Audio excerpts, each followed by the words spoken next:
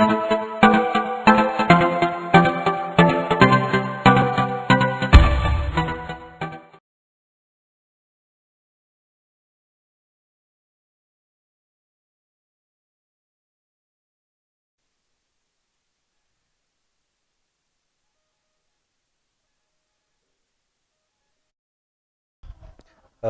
Thank you all for gathering here this evening. It's a beautiful location, and there's lovely music.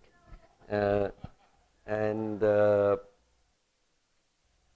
I'm grateful that you all have taken the trouble to fight the traffic of the city to reach here and to be with me this evening. Uh, my book, in the context of which I'm talking to all of you, is called Looking Away, and its subtitle is Inequality, Prejudice and Indifference in New India. I felt compelled to write this book because of my deep worry about what we have become as a people and where this is going to take us all unless we reflect. I begin my book by asking a question to myself, that suppose I was reborn and 100 years from now I was a historian writing about India today. How would I how would I how would I describe my country, my beloved India, if I was looking back 100 years from now? And I say that there are two defining features of our times that I would write about. The first of them is inequality with indifference. Elie Wiesel is a Holocaust survivor who is a peace worker. He said somewhere that the opposite of love is not hate. The opposite of love is indifference.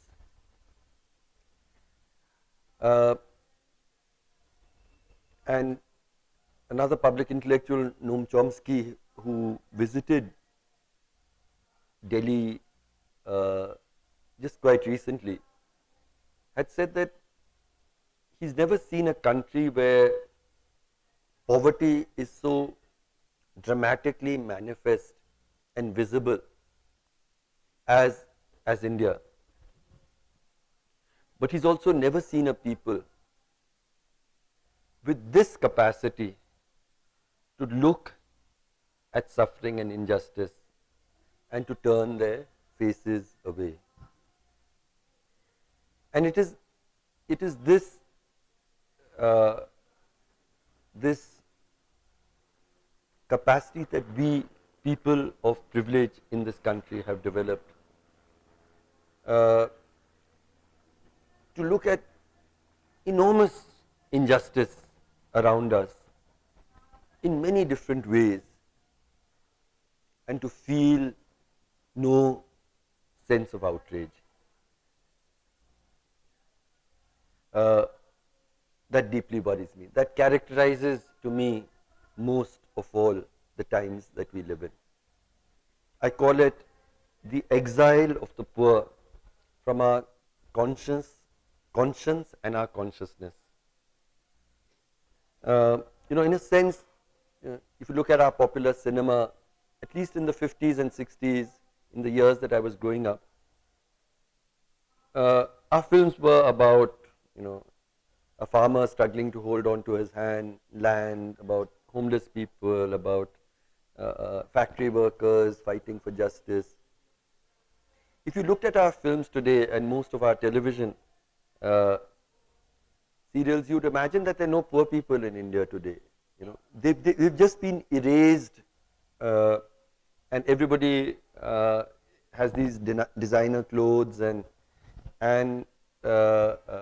lives in designer houses and in a sense, uh, this obliteration from our consciousness of the large majority of our people.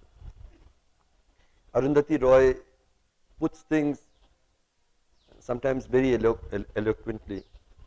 And she says somewhere that there's only one secession movement that has really been successful in this country.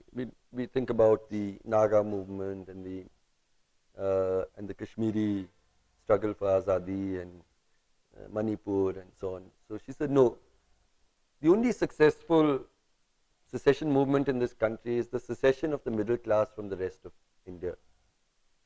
That we've sort of created a kind of stratospheric world of our own in our gated colonies, in our, our children will grow up, they won't be using public transport, we won't use public transport, they'll go in protected cars or air-conditioned buses into these very elite schools. Our cinemas are now separate, the places we shop are separate, the places we have our recreation are completely separate. And if you really think about it, in the way that we raise our young people, probably the only poor people that they would encounter in all their years of growing up are people whose job it is to serve them. But as people who are equal human beings, occupying a common space, those spaces have completely evaporated. They've disappeared. We've erased them.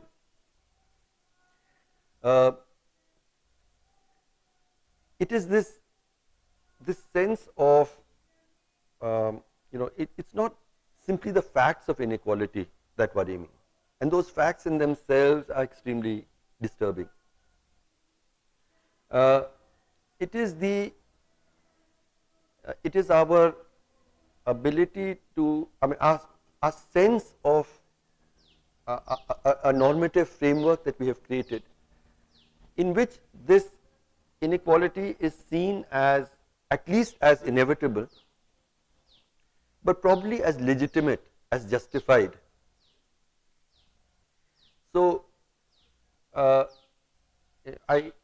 teach a course at IIM Ahmedabad, and in the first class that I take, I tell my young students there that the first thing that I would really like you to reflect on is of the question, don't think that you are here or I am here because we are the best.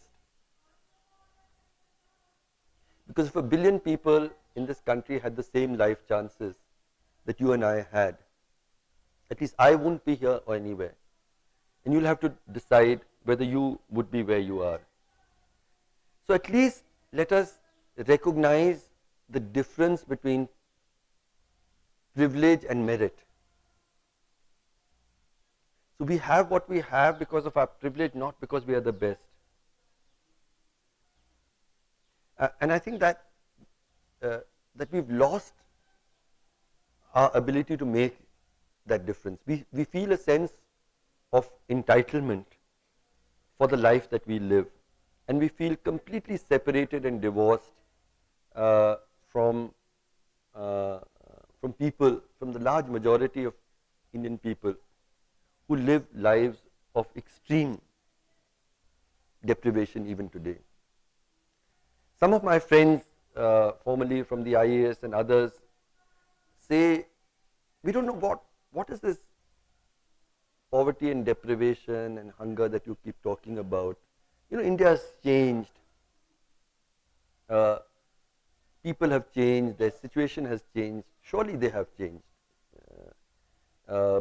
When India became free, the average life expectancy was 37 years. Today it is about 67 years. But the life expectancy of the lowest deciles have not increased significantly. But have things changed enough is what we really need to think about. And just very recently, the results of the social economic caste census came out, and sadly and perhaps typically because of this business about it not being a matter of concern about us, the social economic caste census is the largest survey of deprivation that has ever occurred in human history. The scale of it is unparalleled. It's not an estimate, it is a house-to-house survey. And what are some of its findings? Among all rural households in India today, how many households do you think, what percentage of rural households would have even a single person who's a graduate or a postgraduate? You know, our Prime Minister talks about aspirational young people and so on. So, sorry, it's not 8%, not 6%, 3% of rural households is what the SECC has shown us, just 3%. The percentage of households where everybody above 25 is illiterate is about a third of rural households still. The number of households where there isn't a single person who earns more than 5,000 rupees a month, 75% of rural households. The number of households where there isn't a single person who earns more than 10,000 rupees a month, 90% of rural households. Is India shining? Does it matter? Do these people matter at all? Number of households which don't have a single acre of land, completely landless, the number of rural households, 56%. There are more households, greater percent, I mean, even when India became independent, there were more households which owned land than exists today. These 56% people, how do they survive? They survive on any kind of work that they can find. Jan Bremen, who's one of the finest labor anthropologists that we've had, who's been looking at labor over many decades in India, he calls them, he uses a very evocative, he calls them footloose labor, but he uses an even more evocative term for these 56% people. He calls them the hunters and gatherers of work. People who will look for any kind of work on any terms in any corner of the country. And so if you go, I was recently in Arunachal and I was seeing, you know, in the deep interiors of Arunachal, there were these young boys, 16, 17 years old, and I would get off my jeep and ask them, somebody's come from Bihar, somebody's come from Jharkhand, just somehow, somewhere, you know, in the, at that young an age, to have to travel thousands of kilometers in, you know, in semi-bonded conditions, paid dirt wages. So the fact that this remains the life of a significant majority of our people, and I'm not talking about, you know, I'm not yet talking even about the people at the bottom of the heap. This is about the mass, the median. The story of the median is this. But for people at the very bottom, how does life really look? Again, you know, these are some stories that are not even in my book, but I was just recently inside a jail in Saharanpur in Uttar Pradesh, trying to look at what are called under trial prisoners. Under trial prisoners are prisoners who are in jail uh, not because they are convicted of any crime, but simply because they don't get bail. And today, for every one convict, there are two under trials. Now, this might look like, the injustice of our criminal justice system. But when we look more carefully, it's not people like you and I who are trapped without bail in jail. It's the poorest, it's Dalits, it's Adivasis, and it is Muslims who are disproportionately, highly disproportionately represented in these under trial populations. So, what is it that traps them is what I was trying to, it's not, as I said, it's not the injustice of the criminal justice system that worries me as much as the unequal injustice of that unjust system. Recently there was a study on the death penalty, where once again they found that people on the death row, the capital punishment that we're seeing, overwhelmingly very poor people, people who had no lawyers, people who were from these most disadvantaged communities. And those are those big crimes. These were young, I sat through the day talking to, a lot of them were Muslim young boys and so on. Why are you here? And I discovered that, I know, but listening to them, the large majority of them were for three kinds of crime which don't require you to have done anything. They require you to only to be in the possession, allegedly, of something.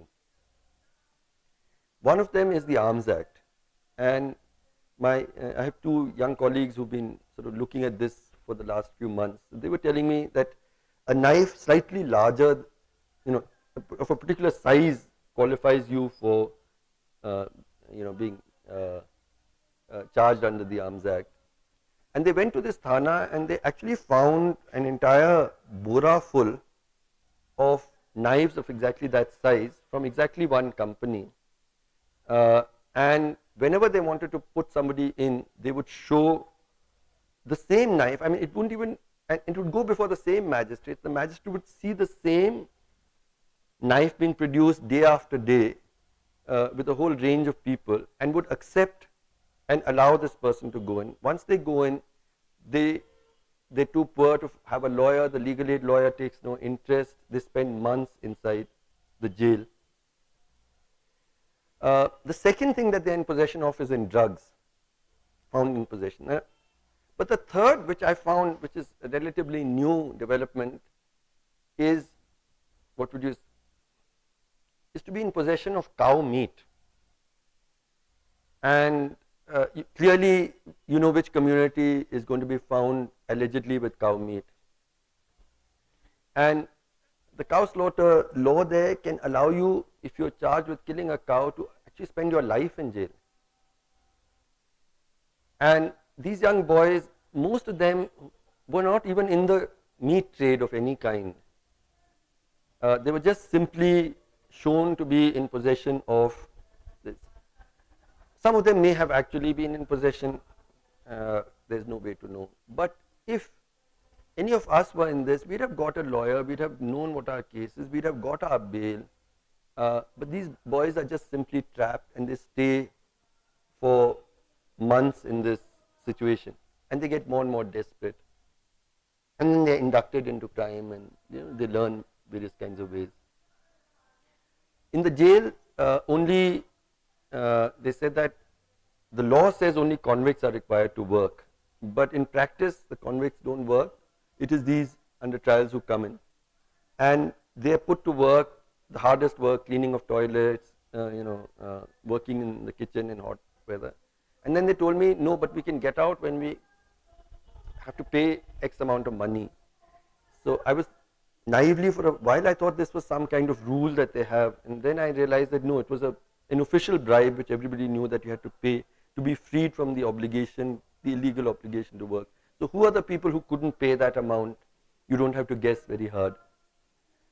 Uh, and so it is this, I'm just illustrating the kind of, and these are not, these are not sort of new discoveries. And we all know, we have a police officer here, we all know, all of us know, and yet there are no changes that we are making in the way the criminal justice system works, because we have our escape paths. We have our, this separate space where we will engage with the system. We don't have to worry about government schools because we won't be sending our children there. We don't have to worry about public transport because we don't need to use it anymore. We don't have to worry about how public hospitals work because we don't use them anymore.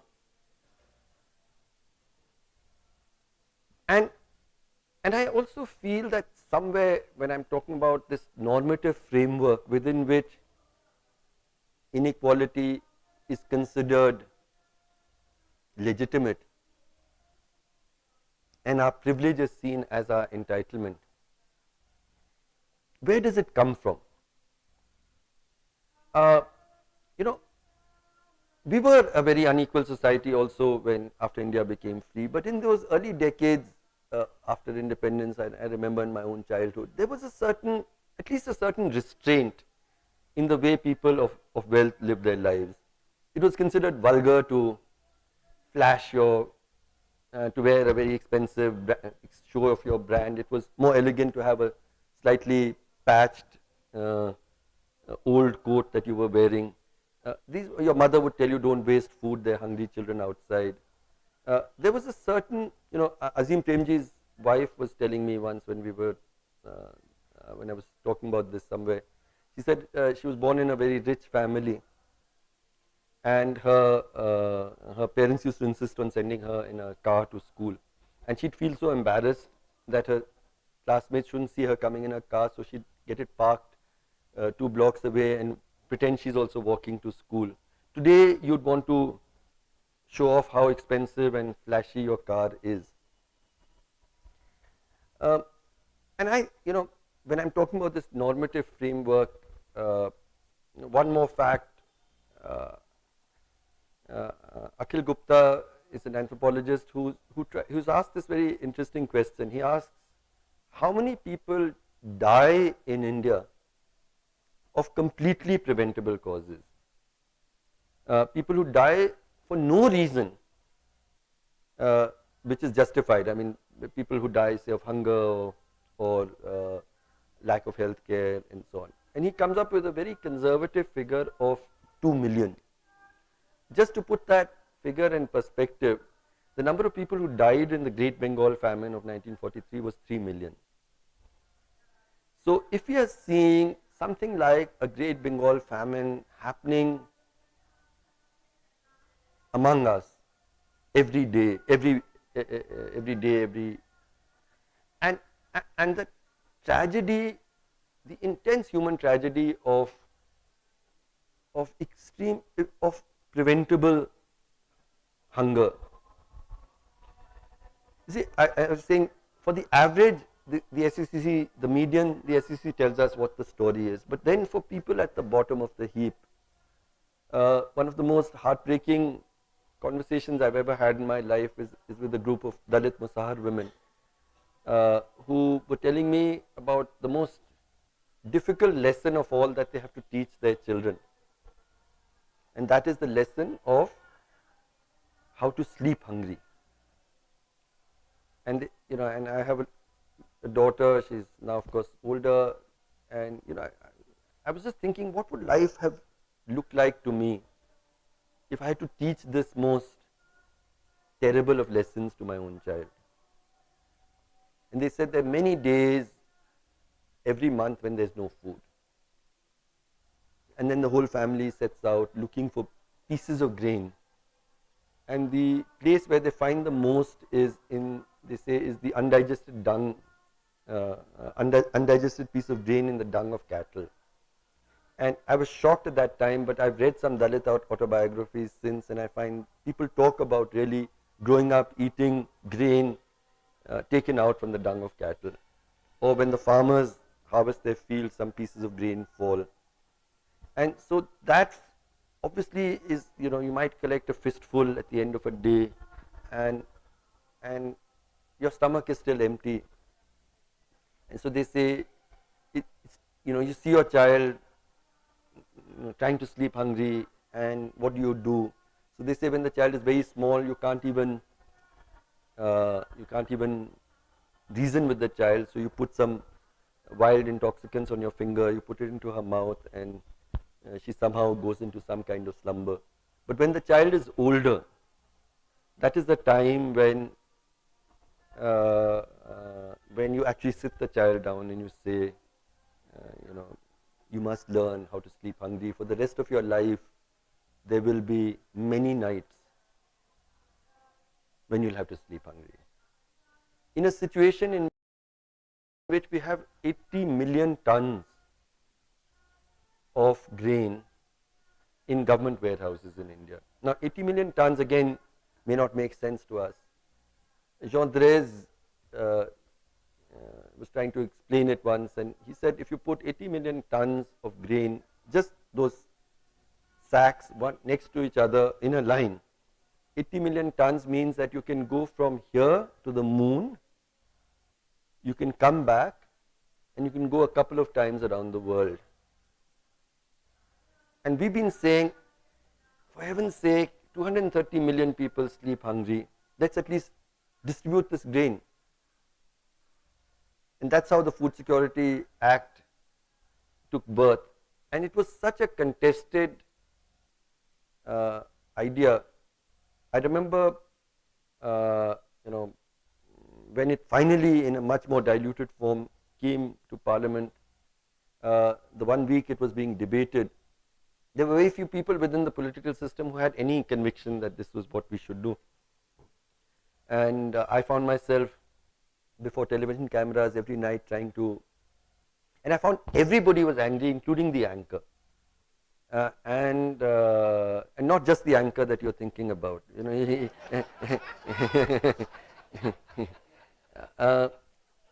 I remember one of these debates, a pretty reasonable businesswoman who otherwise is fairly, she turned around in exasperation and she said, I've made my money because I've worked hard. I've done nothing to harm the economy. Why should I be taxed to feed the poor? And I think at the heart of perhaps why I started writing this book was to answer that question. I said, I'm sorry, the poor work hard, much, much harder. You can't even begin to think how hard they work. They've done far less to harm the economy. And importantly, in a good society, people of wealth and privilege are happy to share some of it to make life more fair, more bearable to those who have nothing. But the fact that we are having this conversation on national television with middle class rage, you see, there's been a kind of an inversion where it is the rich and the middle class who are feeling persecuted today. It is, we have these corrupt, useless governments who do nothing, and then they tax us, and then they give all these freebies to bribe the poor into voting for them. That's one scenario that we've built. So why should I be taxed to feed the poor? Of course, we don't even acknowledge that we get at least 3 to 4 times subsidy, all of us, than any poor person gets. Most of those conversations we have in air-conditioned halls, which are with highly subsidized electricity to start with, and so on. And we drive our diesel SUV cars, and we, much of our education, in fact, most of our wealthy people with our IITs and IIMs and All India Institutes, all of them are actually the biggest subsidy receivers in this country. But those subsidies are fine. But when and you call that, but these you don't even call them subsidies. You call them freebies. And so we define them in a certain kind of way. But the idea is of that undeserving poor person. And one more example of what life is perhaps like for the most disadvantaged. And working with homeless people, I remember the first shelter for homeless people homeless women that we had opened about 10 years ago. I remember sitting down with the women and saying, what has changed most in your life? And once again, this one woman said something I'll never forget till my last day. She said, for the first time in 17 years, I can close my eyes at night and be sure that no one is going to rape me through the night. The men in this room, in this gathering, will never know what it is to be raped. But even the women in this room, in this gathering, one act, God forbid, of this kind, and our life is scarred for life. What would life look like if 17 years have passed? And they talk about, even if you're sleeping under this plastic sheet, the men come with a knife, they tear that open. Sometimes you have a male partner who's sleeping and is helpless and he watches while I'm being raped. No one is ever going to, if I go to a police station, I'm considered, destitute. We were looking at homeless deaths and found that the police actually, because you have to keep a record, it's very interesting. The law requires you to actually have inquests, etc., when there are natural deaths. But they have a category which they call beggar type. So if you're, and they actually write beggar type, which means you don't even deserve an inquest. And so there is this world that we have constructed, and there's no outrage. I was speaking in New York University 1 or 2 years back to a group of students on homeless people. And I had next to me one of the finest, there's a very fine, very much loved professor called Kim Hopper, who also works with the homeless. And he said, when he was responding to my talk, he was saying that over 30 years he's been teaching his students. He asks them, how did your parents first introduce you, explain to you about the homeless? You see, when a child is driving down the streets of New York and sees people living completely unacceptable lives, surely a child will recognize that something is sort of grossly wrong. And he said that the biggest thing that they remember is that a parent would sort of like take the child and sort of do this gesture as if communicating that these are people who are dangerous people out there from whom you have to be protected. I then started asking, I teach in a few places, I started asking my students, what did your parents say? I mean, for a child here, it should be even more distressing. You see a child exactly your age, knocking on the window of the car and begging, it's pouring rain, and the child is out there. Surely the natural thing that a child should feel is great distress. And interestingly, most of them have no memories. And I think what we teach our children is to turn our faces away, to feel no emotion, to have a sense that this is the way things are and should be. Sometimes in our own homes, you tell I think that you tell a 4-year-old boy, "Bete, sab badon ka paun chuo." I wonder how that little boy of 4 knows that sab badon mein the domestic help is not included. He won't go and touch the servant's feet. He knows that this is this is one adult you can speak rudely to, you can command, and it's all right. We've taught that child the normalization of inequality. And so that is the first feature of and what occupies the first part of my book. But there is a second feature of our times that I also talk about, and that is what I call the legitimization of prejudice. In the middle class, I'm sure, again, when I was growing up, we did carry prejudices against Muslims, against people from the Northeast, against people of dark color from Africa. But people would be very embarrassed to display those prejudices. Today I find, I'm frightened of very few things, but what really gives me a bit of a panic attack is if I have to go to a social gathering, of former colleagues, friends, people I've grown up with in college, extended family, because I'm sure to encounter somewhere along the conversation, and because I'm seen as somebody who's taken a position on Gujarat and so on, there's a greater chance that this will be done.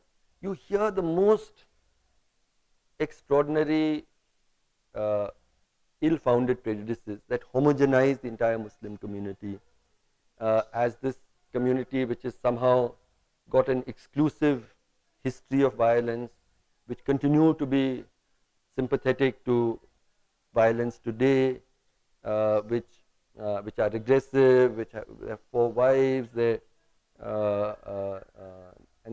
the most absurd recent construction of the idea of love jihad, the idea that that should it should be such an absurd idea, that the idea that good-looking Muslim boys are carefully picked out and trained in madrasas to attract Hindu girls, and Hindu girls have nothing in their heads, and they sort of just it's like those deodorant ads that you see in television, where you have to put on the deodorant and all the girls start. So obviously we teach them something very special in the madrasas, and then they attract these Hindu girls, and then they convert them, and they produce many babies from them, and all of this kind of thing. And but all of these, and so the second part of my book actually reflects on each of these prejudices, and I try to address how irrational they are, how far from fact they are. Just for example, the idea that which of us hasn't received a message in internet or somewhere saying every terrorist is not a Muslim, but every Muslim is a terrorist. And we say, yeah, I mean, it's true, it's sad, but it's true. And it's particularly surprising that we do that in India, because we have uniquely lost the father of our nation and 2 prime ministers to terror attacks, and not a single one of the killers were Muslims. The data shows, and this is official data, that shows that right from 2001, with the exception of 2008, the year of the Bombay attacks, the number of civilian deaths caused by terror attacks by people of Muslim origin has been around 10% of the total civilian casualties due to terror attacks, which is less than their share in the population. But you see, each of these, and love jihad and everything else, if Muslims have 4 wives, firstly there's a sense of great envy when when this point is discussed. But if Muslims had 4 wives widely, then 3/4 of Muslim men should be unmarried. But that's not the case. And the one census which actually recorded this, I think 3-4 censuses back, showed that bigamy was slightly higher among Hindus as compared to Muslims. But you see, the point is that we can have a rational debate. But there's a very nice Hindi proverb which says, okay, you can wake up somebody who's sleeping. But how do you wake up somebody who's awake? And so if you want to believe in the most outlandish prejudice of love jihad or for wives or whatever, you will believe it regardless of what the facts are. So, when there is the Makkah Masjid blast here in Hyderabad, during Friday prayers in the largest mosque, within minutes, I think it was within 8 to 10 minutes, the government announces that this was by XYZ Islamist agency. Now the point is that if you knew so fast, then why didn't you do something about it? And if you didn't know, then how did you know within 10 minutes? And is it so obvious, especially when the attack was on a mosque during Friday prayers? At least, let us say, it is alleged, but we don't even say that. And then we know the story here where a large number of Muslim youth were picked up. It happened in many other places. I know a young man called Amir in Delhi, actually, who was picked up late 90s for some blast that had happened that time. You know the amount of time that he spent in jail? 14 years. 14 years. And at the end of that, he was acquitted of everything. But he went in at the age of 18, he came out at the age of 32. He said the world had changed. His father had died in his grief, his mother had got paralyzed. He said he didn't know what internet was, he didn't know what a mobile phone looked like. He had to learn. His youth was gone. And there's nothing that we can do to return that. And you construct these, and in the Makkah Masjid case, the good thing here, one of those rare cases where they decided to fight back collectively. So the families formed an association. They asked actually Tista and I to come here, and we participated in a number of hearings. Then the matter was taken up and pursued by a number of good people here. And this was a rare case where only 2 years is how much these young men were kept in jail and then discharged or acquitted, and are trying to pick up the pieces of their life. And now we have strong prima facie evidence that this was actually the handiwork of some Hindutva organizations. It's not, whether it was Hindutva or Islamist is not centrally relevant, but if you have announced within 10 minutes of the blast officially that it is XYZ Islamist organization, and then the facts turn out so differently and so many lives have been destroyed along the way, this playing out of public prejudice centered around the Muslim minority, and again our acceptance of it, the normalization of this prejudice, the legitimization of this prejudice, is the second feature that I would write about if I was writing about India 100 years from now. And that's what constitutes the second part of my book. And then in the third part, I talk about what I think we need to claim. And I call it the imperative for public compassion. And when I try to explain what I mean by public compassion, I talk about empathy, I talk about solidarity, I talk about something that was written into the preamble of our constitution and most forgotten, the word fraternity. I talk about love. And I do believe that public compassion is not the is not the solution for inequality and injustice. Injustice will always have to be fought by people who uh, who who live with this injustice. But the solidarity of people uh, who do not suffer the injustice. I mean, I would hate to see a world where if Muslims are attacked, only Muslims have to fight. Or when women are battered, only women will fight. Or when Dalits suffer injustice, only Dalits will fight. It is in a framework of solidarity that these battles need to be fought for a better world. And those solidarities have broken down in the climate of indifference and prejudice that we have normalized in our world.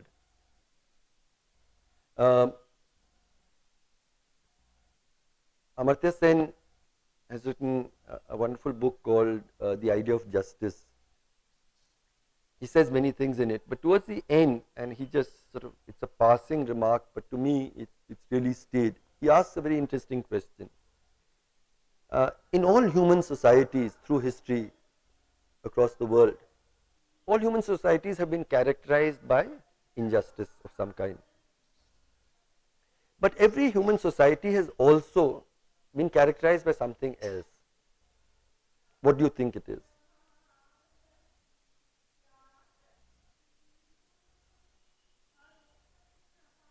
Every human society has been characterized by struggles to make the world less unjust. So both injustice and the struggles against injustice are universal to the human experience. So the question he asks is, what is it in human nature that makes us unable to accept injustice? And he says there are three things in human nature which do this. The first of them is the quality of empathy. And the other two, interestingly, is the ability to reason. And the third, he says, is the love of freedom. But let me just talk here about empathy to relate it to the idea of public compassion. Empathy, what is empathy? Anyone? We all understand, we use the word. Pardon me? Yeah, feeling the other's pain. Very, very good. But I think that it is actually two acts. The first is the act of imagination. What would it be like to be that homeless woman who cannot protect herself from rape for 17 years? What would it be like to be that mother who has to teach her child to sleep hungry? And then the act of feeling. And I think in these worlds, these separate worlds that we have constructed with our walls of indifference in between them, our capacity to make this leap of imagination and this feeling of solidarity and shared pain have broken down completely. And that is what we need to reclaim. I think most importantly, we have to worry about how we are bringing up our children. What are we telling them? What are we explaining to them? Why is suffering and injustice and prejudice so normalized in their lives? It's not their fault at all. It's exactly what are the conversations we have with them? What are the messages that we offer them? In this class I teach in my old college, St. Stephen's, I was invited, so I designed a course called Engaging with Unequal India. So I asked my students one day, I said, in one of the early classes, how many of you have been inside a slum? I thought I was starting a conversation. 0 hands went up. So I got a little startled, and I said, okay, how many of you have seen a slum? And then they looked around, and less than half the hands went up of these young kids. And I thought to myself, you cannot live in Delhi. without having seen a slum every day. But clearly, you see a slum and you're not even registering that this is a set of people living abysmal lives. There's no curiosity, there's no imagination. And so, probably the first thing we need to nurture back in our society is our capacities for empathy.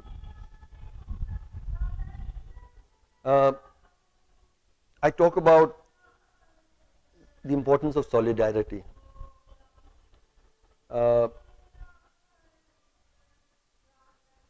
And this solidarity is to be founded firstly on empathy.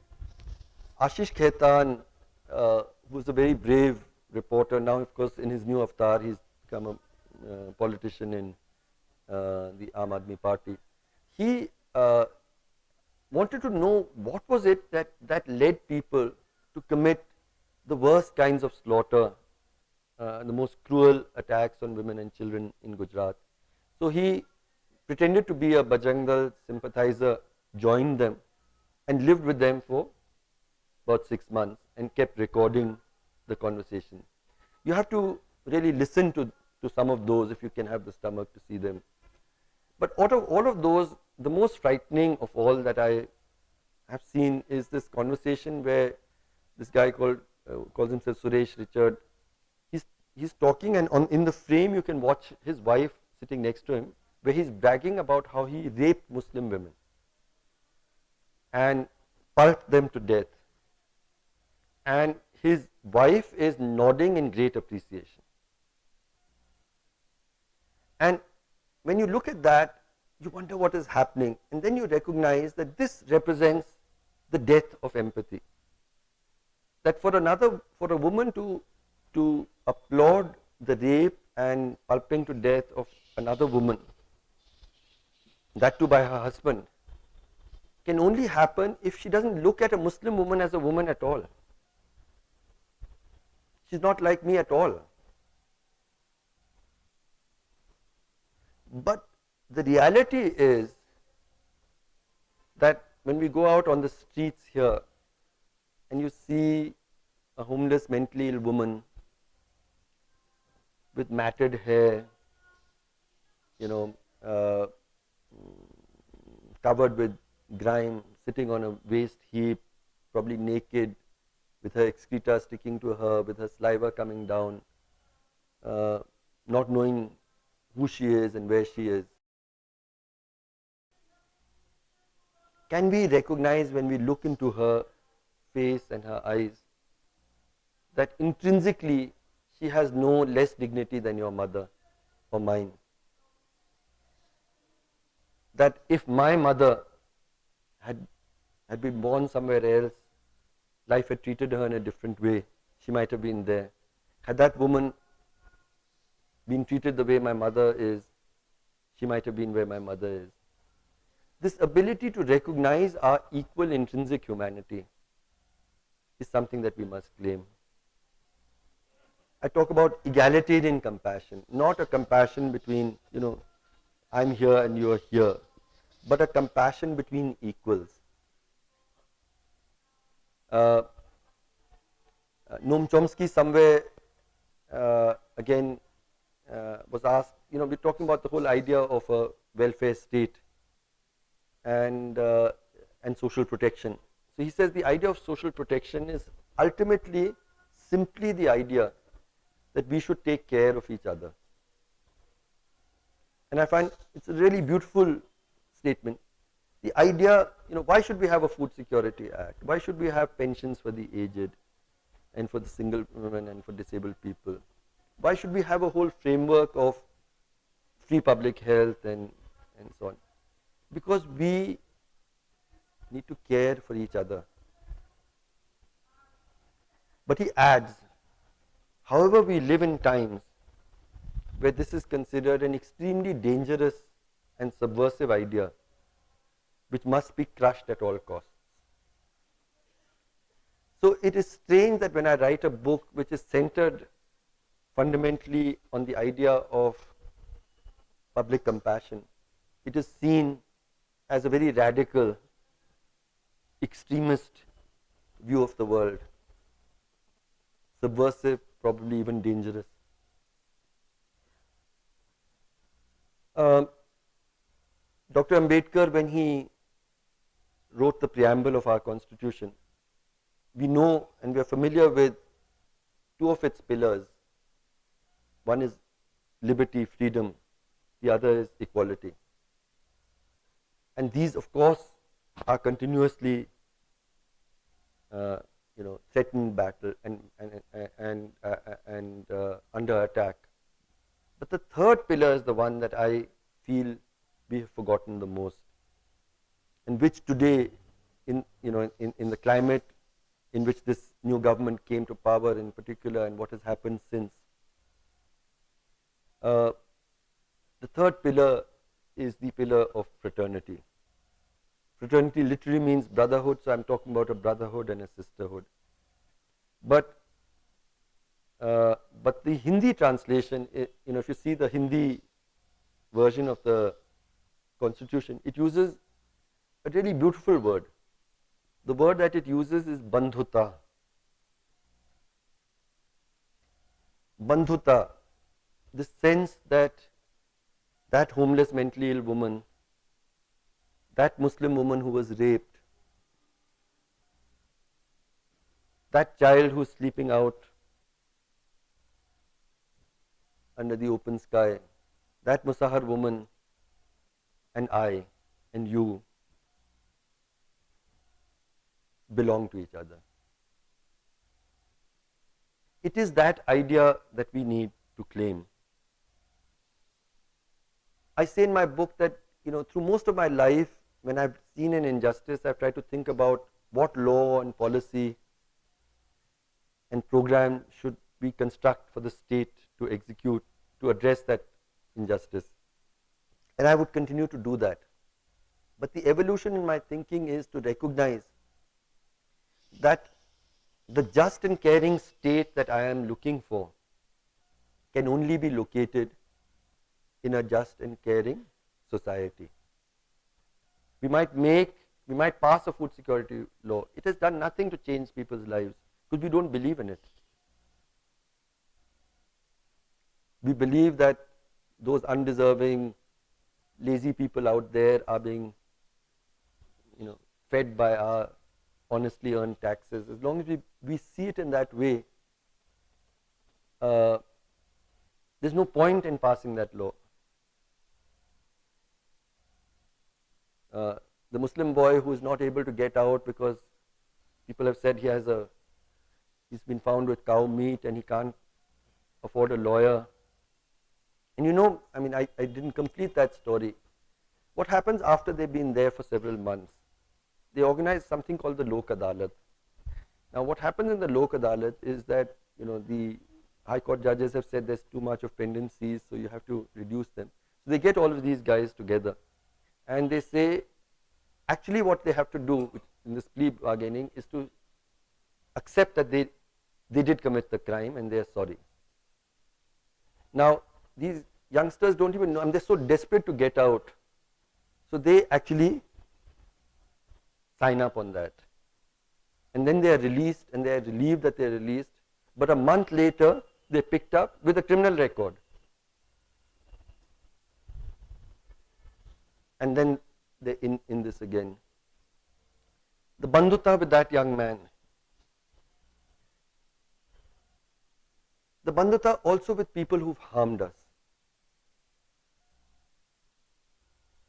When the 16 December rape happened, it was a rare moment of public empathy. We felt the pain of this young woman whose name we didn't know, whose face we didn't know. It was a very special moment, I think, a rare moment where the Indian middle class actually felt that pain. Although even during that time I said, will we ever have a candlelight march for that woman who was raped for 17 years? But somehow she's not a woman like us. She's not somebody who I feel the pain with in the same way. But I wrote something, when I talked about our limits, the limits to our empathy in an article.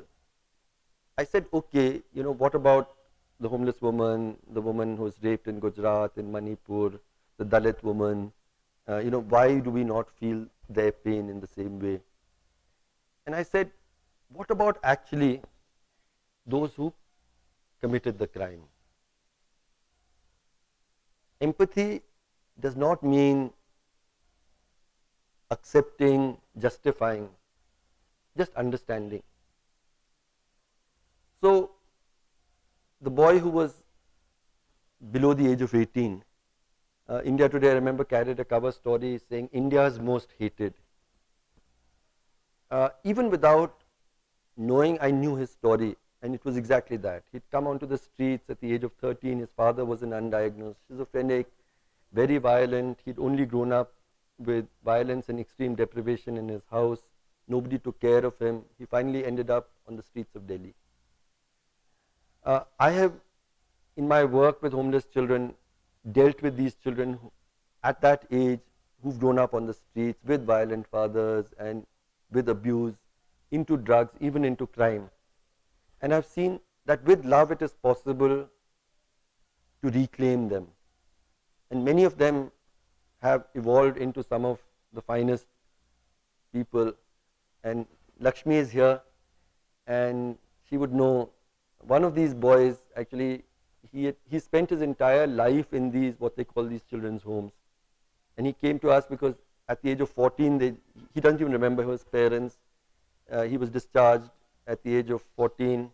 He came looking for somebody to take care of him, and he said, can you take care of me? But we noticed that he had, through all of this, he had somehow sustained a kind of extreme gentleness to his personality. He used to take care of the smaller kids. He used to have and so he completed his schooling. He crossed the age of 18. So they called me Papa, and I said, we're talking about his life. So I felt social work was his vocation. And I spoke to Dr. Parsuram and to Lakshmi, and they've admitted him. He's in his second year doing his bachelor's of social work. The point that I'm trying to make is that if we had reached out to that boy of 13 who was brutalized,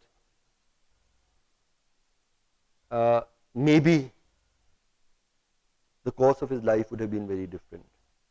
But I didn't reach out to him. You didn't reach out to him. The government didn't reach out to him. Who reached out to him? The worst elements in our society. And that is all he saw, that is all he learned. So nothing justifies what he did in the bus on that night of 16 December. What I want to say is, can we recognize that in that act, you and I are also complicit because we care so little.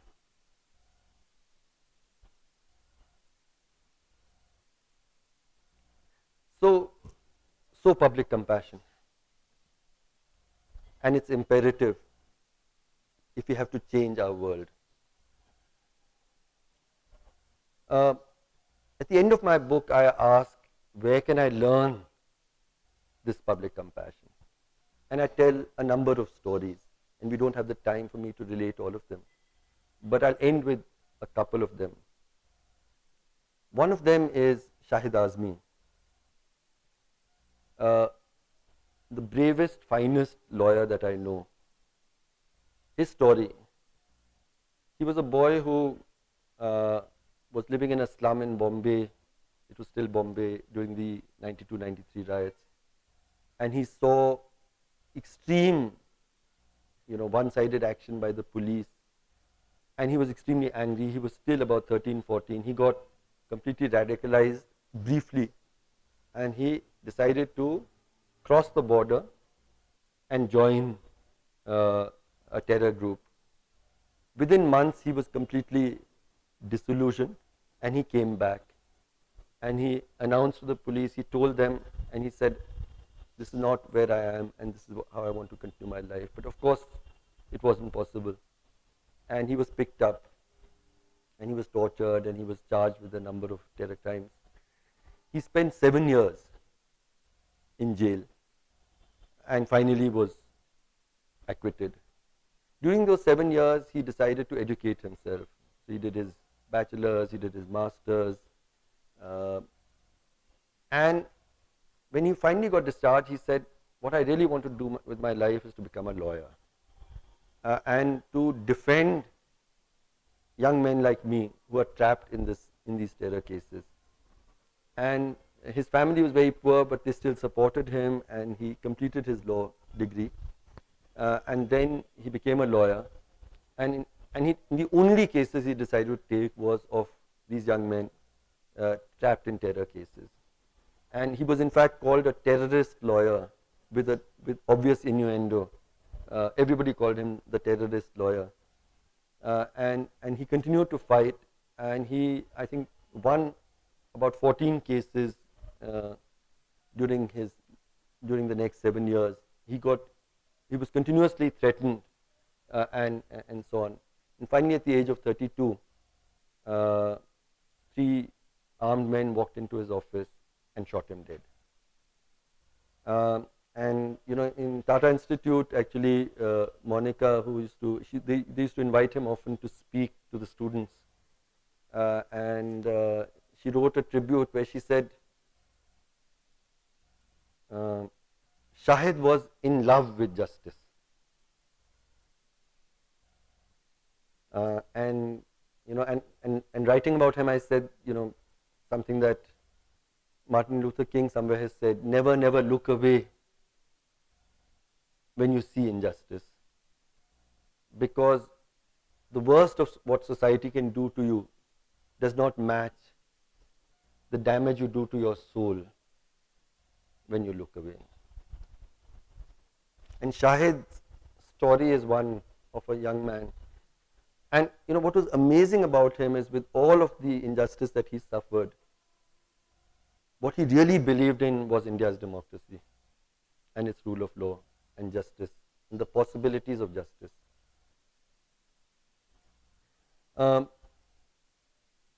There's another young man, also a young Muslim man, called Yusuf.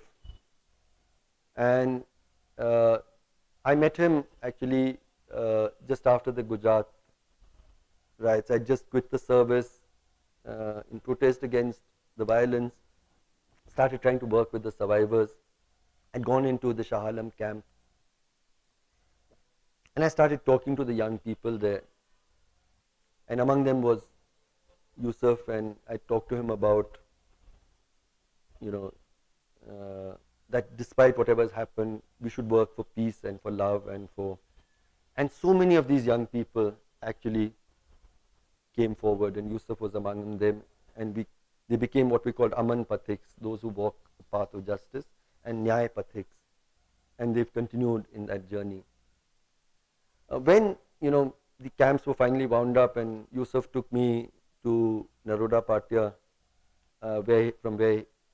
and he described the slaughter and what had happened to him and his family. And I remember my eyes were continuously filling with tears, and I wondered if I was in his place, and some unknown fellow came after all of that and said, let's work for peace and love, whether I would have found the spaces in my heart to forgive so easily and to agree and to believe. Anyway, so he did this, and for many years he worked. And then, very much like in our families, the struggle that he had to have, because his father was a bus driver, and he was able to, with his retirement, actually get him a job of a bus driver. So he kept struggling with that, and then he's finally decided that he would become a bus driver, but continue in his extra time. And then he decided to study law. And every year he would ring me up and say, "Ab mere itne number aaye, aur mere itne number aaye." Within a short while of his of the winding up of the camps, I had come. It was Eid actually, so I thought I'd spend Eid with with the riot victims. And I went there, and I found there was desolation, even more than I had expected. And then they told me Yusuf and his father and 10 other young men have been arrested. So I said, how? It turned out that 110 people had been slaughtered in the Naroda massacre, all of them Muslim. One Hindu had also been killed in that crossfire. So all the people who were, taking up the case and so on, all of them were put together and they were charged with the murder of that one man. This set of people got bail immediately. These people didn't get bail for months and months. And my heart, I was sick in my heart thinking that what is going to happen to this boy's belief in the things that I spoke to him about after he's been through this. And when he was finally discharged, I think after several months, I found him unchanged. And he said, जो सबसे मुश्किल लगा वो that his father was also there. In fact, then they requested that they should be in different barracks because he just couldn't see his father. But he said that when they used to meet in between, his father would tell him, "Why are you so sad? Don't you know who else was in this prison at some time?" And he said, "Who?" And he said, "Mahatma Gandhi." And he said, "If he was in this prison, who are you and I?" Anyway, he came out, he continued and persisted and worked for peace and for justice. And then he was one of the key, finally they won their case after many years and so on.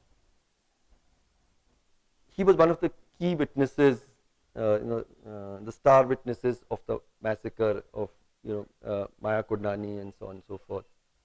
And he held it out. And I remember the day this wonderful lawyer, Judge Jyotsna Yagnik, passed her judgment.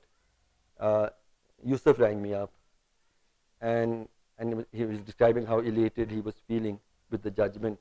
And I said, "How are you feeling today?" And he said, "I'm remembering the conversation we had the first time you walked into Naroda Patya about democracy, about law, rule of law, about justice, about love. And I realized how true it is." And then he said one more thing.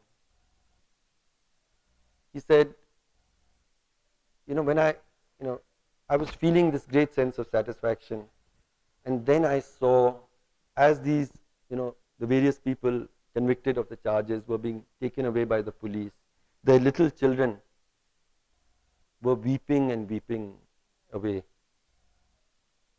And he said, उस वक्त मुझे नरोडा पाटिया का मंजर याद आया. How these little children who had got orphaned at that time, what had become of them. And he said, उस वक्त मेरे मन में एक ही इच्छा थी. I said, what was that? He said, मैं चाह रहा था कि मैं जज मैडम के पास जाऊं और कहूं that the men were guilty, but these children are not. तो छोड़ ही दीजिए. When this Yaqub Menon thing happened, and I was in one of the television debates, and they were saying, but what would you have felt if your family had been killed in those bomb blasts? And I said, why do you believe that if my family had been killed in my bomb blast, I would be only looking for retribution? How do you assume that? And I was thinking of Yusuf at that point, a bus driver's son, himself a bus driver, who knew that justice is in some way inseparable from compassion. And it's a lesson we all can take to heart. Thank you.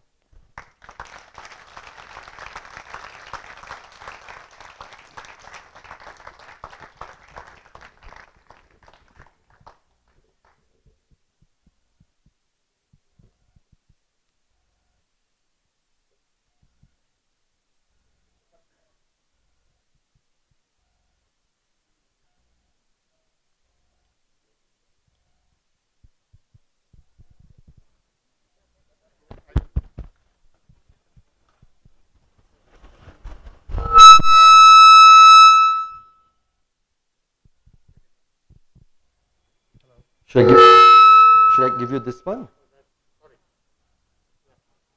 Yeah, now it's working. Friends, in true tradition of Manthan, we will have a debate. But I only want to say one thing. I don't know what we will have a debate on. We can't deny what he said. It's reality. We can't argue with him. We can't contradict him. But in traditions of Manthan, I think we will have a debate. Your turn.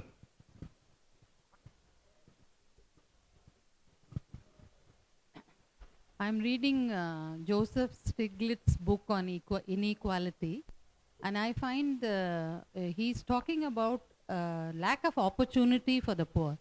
He says the poorest of the poor never get to come out of their poverty because they can't afford to send their children to better schools, better opportunities. And the same thing is happening here. And he said, when I came to Delhi and talked about poverty in America, people were very surprised. He said, are there poor people in America? He says, a great number of them. They go hungry, but they are not visible at all. So we have constructed this wall not to see them at all. So if you see, you have to react to that thing. And so you train yourself not to see those things. And it's very disturbing to know I recently saw a Tamil movie called Crow's Egg. Yeah, I've heard about And that. it talks about these slum dwellers who have to steal crows' eggs for their little protein in their lives. And it was a fantastic movie about wanting to eat pizza, and at the end of their whole journey of collecting 290 rupees for the pizza, they didn't even like it. So it was, comment on our inability to even see the poverty around us. Yeah. No, I mean, sorry. Couple of things. When I wrote this book, I've written this book about India because that is uh, the country I know and love and worry about.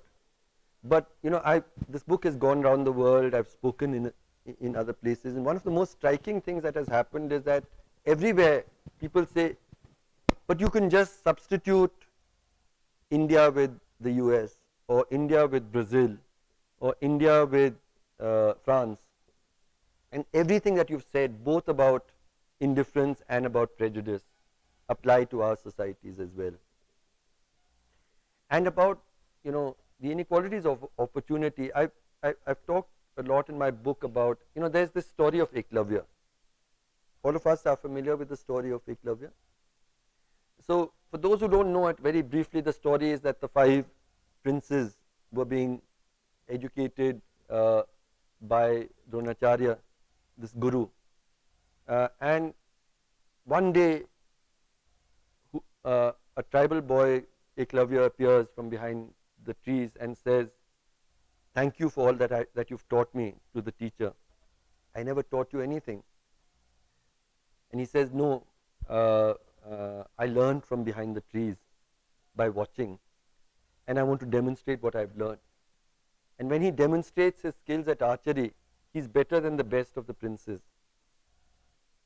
And then what happens? The teacher asks him for the Guru Dakshina of the thumb of his right arm. Why? So that he cannot be better than the best of the princes. The question that I ask is this an ancient story? It's painfully contemporary. Where are the Eklavyas allowed to study along with the princes today? And after the RTE, this one modest provision that 25% seats will go to children of disadvantage, instead of welcoming it, the teachers, all these private schools, including schools like Rishi Valley, I'm really sad to say, all of them pooled money, employed the most expensive battery of lawyers that they could find to contest this provision in the Supreme Court.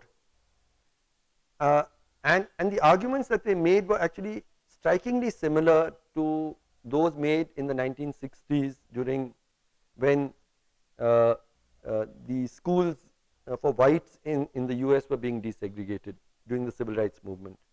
In, in fact, I think this 25% reservation represented our moment of desegregation and how unhappy we were, and the stories of even after they've lost the case, how these children are being treated and so on, make really sad and shameful reading. And the argument that they made in the Supreme Court was that the merit of our schools will be destroyed by getting these children in, which means that you and I are genetically the people of merit, and a person of poverty is genetically without merit.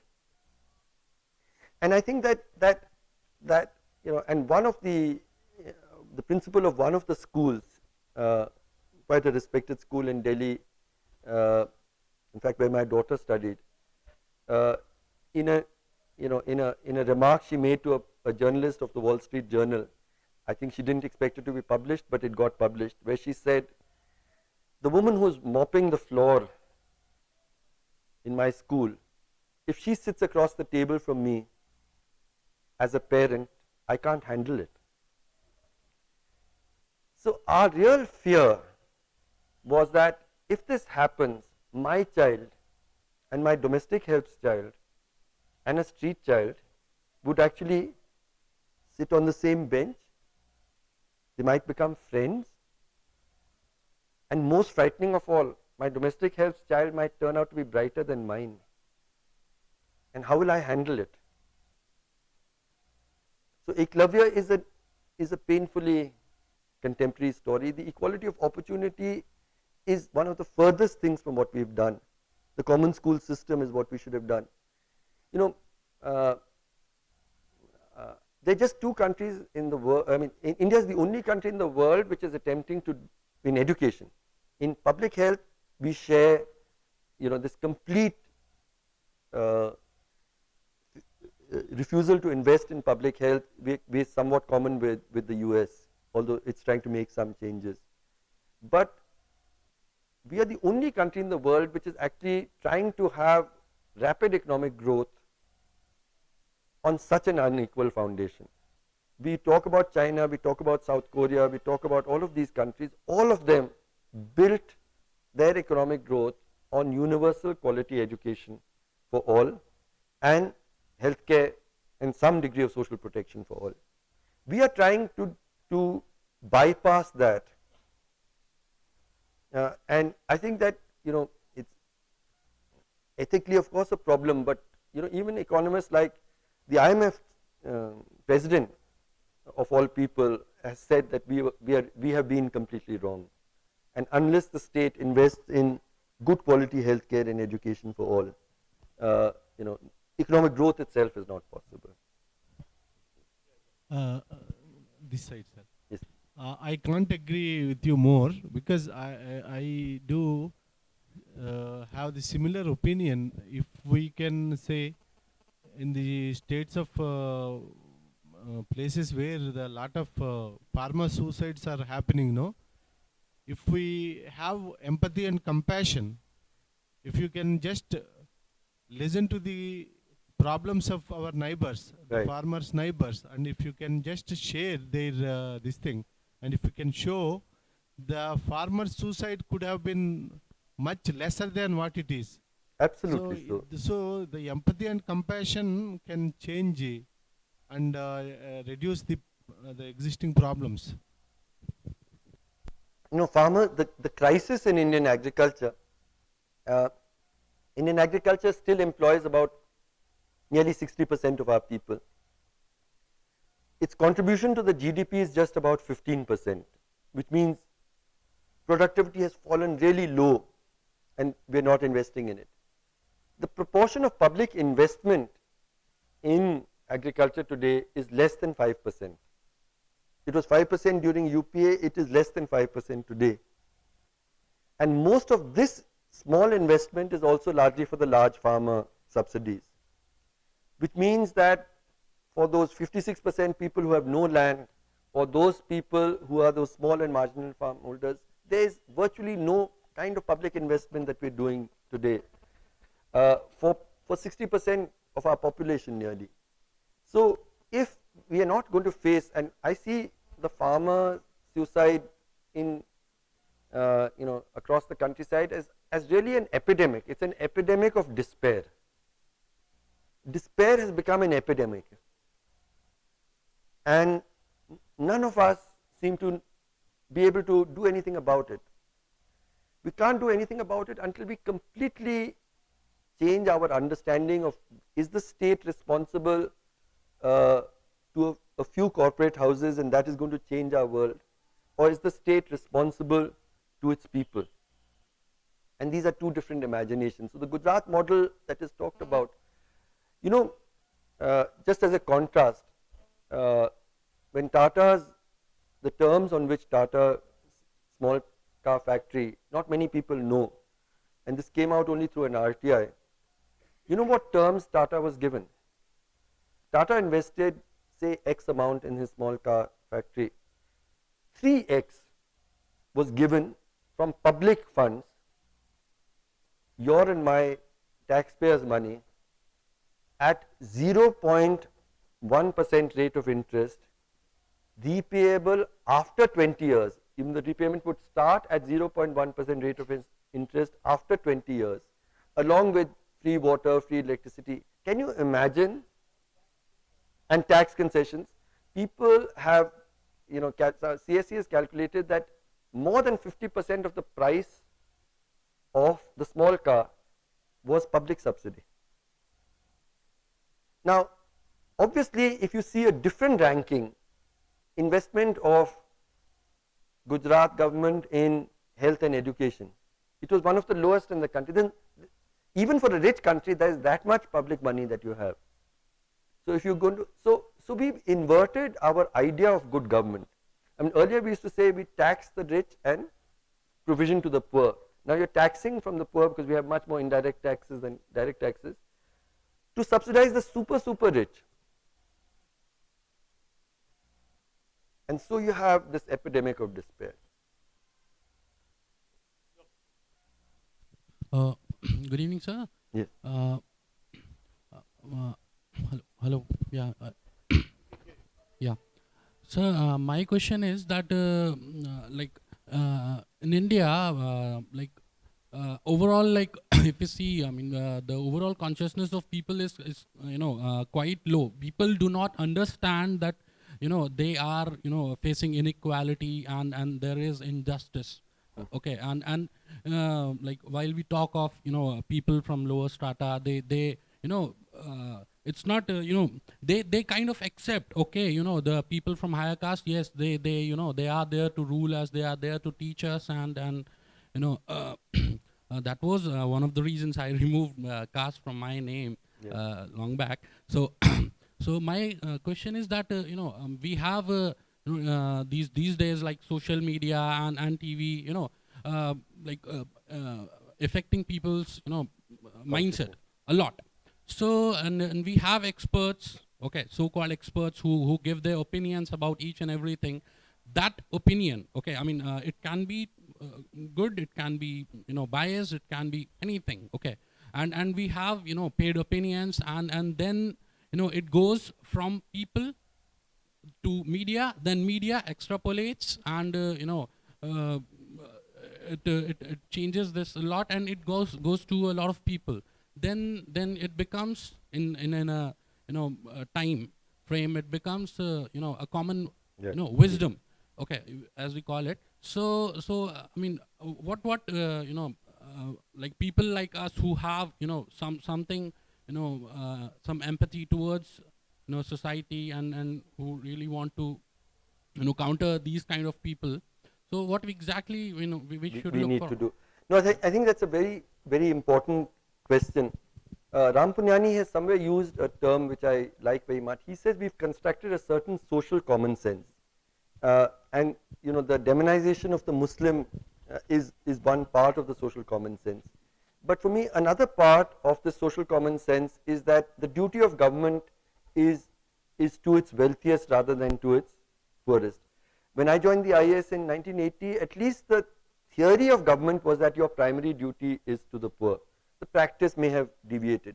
But today when you say that's a great government, you're really talking about a great government for the richest.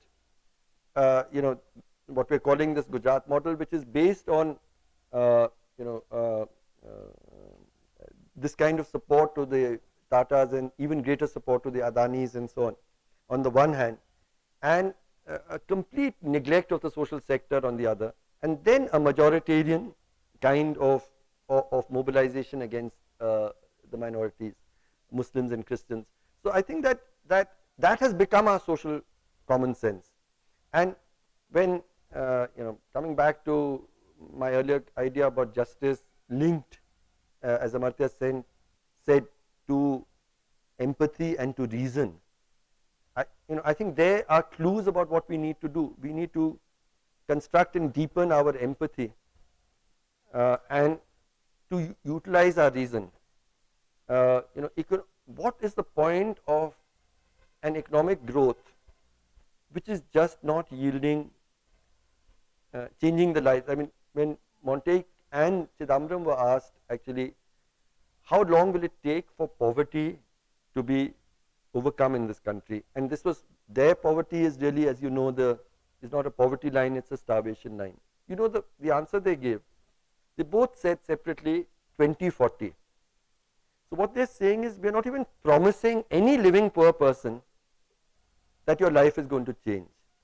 So Mr. Modi also says, labor should accept whatever little protections we have, we will also break those down for the sake of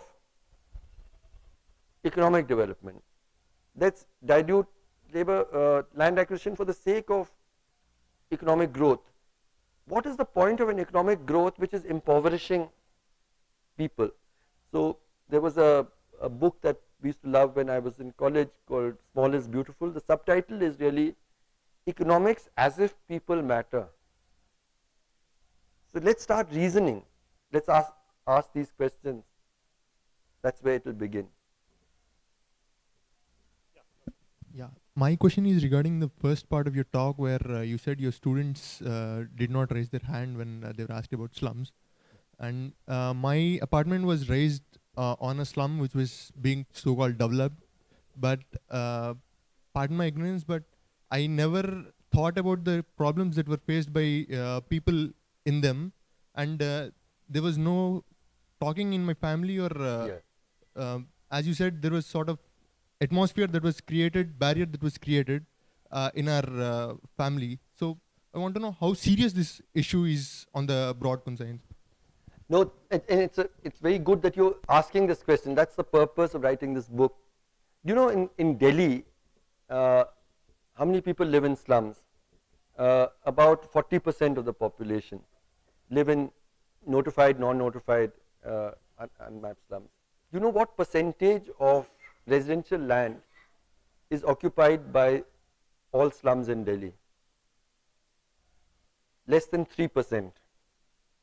And we resent them. And much of this is marginal lands, nalas, beds, and low-lying areas under submergence, etc., which they reclaim slowly. And we say they don't deserve to do this. They have this.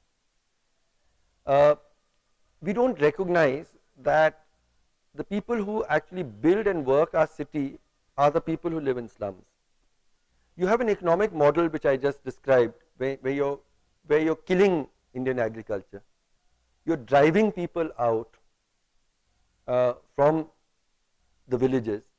When they come into the city, you're treating them as if they are illegitimate citizens. You have no provisioning in your planning for people who come to work and in the city. Nandita Das was once is a friend. She was talking about a film she had in her imagination. The film was that somebody, we keep saying, I wish this city had no slums. So she said, the film is about your wish coming true. So you wake up in the morning and there's no one to deliver your newspaper, no one delivers your milk, no one comes to clean up your house, no one comes to drive your car, and so on and so forth. And it made me think that really, what we've become is that we wish that we had a kind of an Aladdin lamp. We rub the lamp, and all these people who have to serve us should appear from nowhere. They should serve us. We rub the lamp, and they should disappear. And if they don't disappear, and they actually have families, and they need some little space to live in, and they need clean water, and they need sanitation, and so on, then they are the illegitimate members of our society.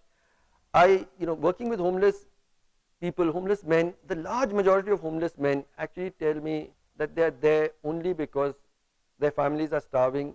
They come to the city, and they are working people. Somebody is a house painter, somebody does casual labor work, and even the little money that they earn, if they spend on themselves, there would be nothing to left, send back home. So they sleep on the streets, and they somehow send it back. You've noticed, somehow many of you would have noticed that homeless people, especially in the summer months and monsoon months, you'll find sleep very close to the edge of the road, the highway, or on the and some drunken Salman Khan or somebody else will drive over them, and routinely we hear of homeless people being run over. Why do you think that they sleep so close to the edge of the road? Have you ever thought? It seems irrational, you'll get run over. Pardon? One very simple reason: mosquitoes. They say that mosquitoes and insects make it impossible to sleep if you sleep, on the inside in these months. Automobile fumes drive away mosquitoes, and therefore you have to sleep as close to the highway as possible so that the mosquitoes go away. Now what we are saying is that for a few hours, it's obviously not great sleep that you would get, on the edge of a highway, but for those few hours of fitful sleep, A, you have to destroy your lungs forever, and B, you have to risk your neck every night for some drunken bloke who might run over you. That is the unequal city that we've built, and we don't even begin to understand. Your question then here. Yeah. Whenever I see children beg on roads, I usually ask them, do you want to study? Do you want to go to schools? I'll pay for you, etc. Most of the children run away from me whenever I pose this question to them. But one boy came up with an argument that, see, our aim is to play. We want to have a happy life. Whenever I see most of the children going to schools, they cry before going to schools. So I don't want that kind of situation happening to me. I am happy the way I am. I'll beg 1 hour before lunch and 1 or 2 hours before dinner, and I'm happy. I'll play the rest of the time. So why are you asking me to go to schools? So how can I explain him the long-term benefits, for such a small guy around 8 years old?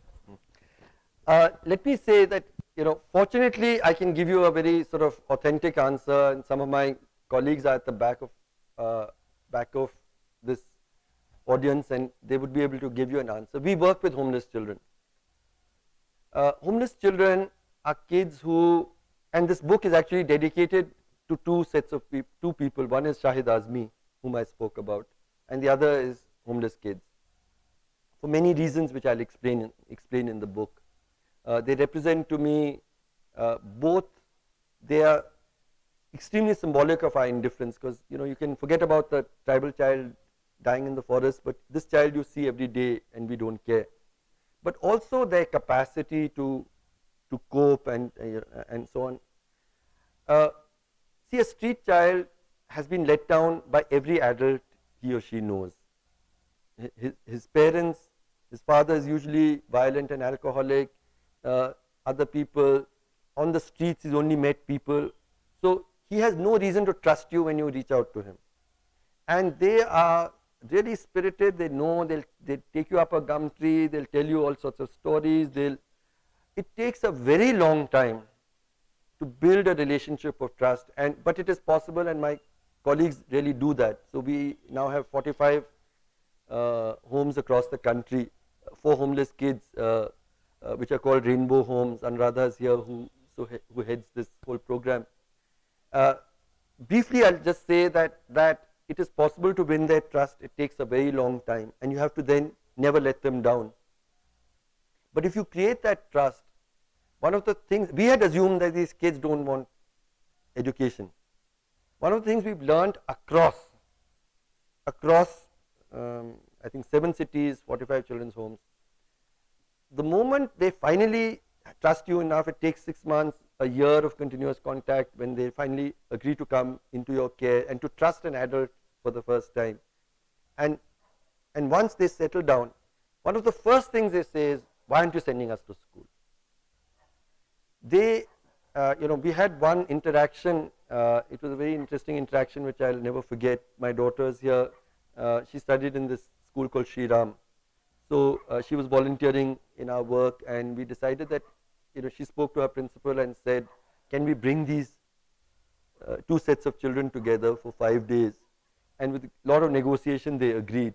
And it was one of the most wonderful experiences I've seen. I've also written about it in the book.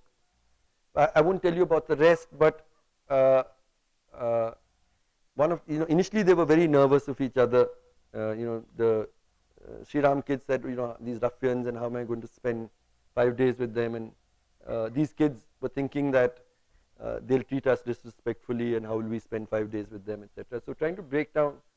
So we had our first session was to just talk about what are the things you like and you don't like. And then very quickly they discovered that it was the same film stars and cricket stars. So what they liked, a lot of it was common, but the differences were very significant. The Sri Ram kids almost universally said, what we hate most is going to school. And our kids said, what we love most is going to school. So please, it has not been my experience. They long to be treated respectfully and to have the same chances. I have not met a child who, in a climate of trust, does not want to go to school. So, so that's what I said. Just to take a little more of that story, we then had a session where we asked them, one child from Sri Ram and one child from the streets, to spend time talking to each other about their lives. And once again, one of the most beautiful things I heard, I was walking past and I heard this, there was this girl from Sri Ram and this boy, and she was sort of, I think, talking about things that she perhaps would never have talked to her friends, but somehow, that thing. And she was talking about how her father did not have time for her and did not care about her. And my child was counseling her, saying, maybe your father is not able to show his love. You must give him another chance. He's probably had a violent father. He's seen what happens when families break down. Yeah. I don't think that was an authentic conversation, and it's not your fault, because these kids will never trust you. They have no reason to. I have a question. Right. There's a theory that if the schooling had been privatized and for profit, Yes. literacy would have spread much faster and India would have been fully literate by now. What's your opinion on that? I think, Frankly, I don't agree to that right. theory. I think the very opposite. I mean, again, there's evidence from all over the world.